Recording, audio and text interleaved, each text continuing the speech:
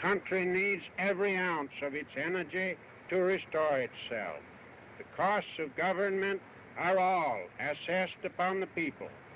This means that the farmer is doomed to provide a certain amount of money out of the sale of his produce, no matter how low the price, to pay his taxes. The manufacturer, the professional man, the clerk must do the same from their income. The wage earner, often at a higher rate when compared with his earning, makes his contribution perhaps not directly, but indirectly in the advanced cost of everything he buys. The expenses of the government reach everybody. Taxes take from everyone a part of his earnings and force everyone to work for a certain part of his time for the government. When we come to realize that the yearly expenses of the governments of this country, the stupendous sum of about $7,500,000,000, we get $700 million is needed by the national government and the remainder by local governments. Such a sum is difficult to comprehend. It represents all the pay of 5 million wage earners receiving $5 a day, working 300 days in the year. If the government should add $100 million of expense, it would represent 4 days more work of these wage earners.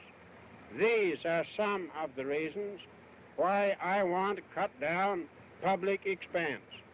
I want the people of America to be able to work less for the government and more for themselves. I want them to have the rewards of their own industry. This is the chief meaning of freedom.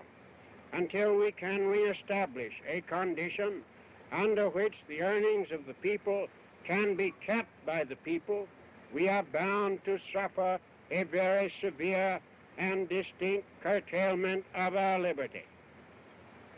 These results are not fanciful. They are not imaginary. They are grimly actual and real, reaching into every household in the land. They take from each home annually an average of over $300, and taxes must be paid. They are not a voluntary contribution to be met out of surplus earnings. They are a stern necessity. They come first. It is only out of what is left after they are paid that the necessities of food, clothing, and shelter can be provided and the comforts of home secured, or the yearnings of the soul for a broader and more abundant life gratified. When the government effects a new economy, it grants everybody a life pension with which to raise the standard of existence. It increases the value of everybody's property and raises the scale of everybody's wages. One of the greatest favors that can be bestowed upon the American people is economy in government.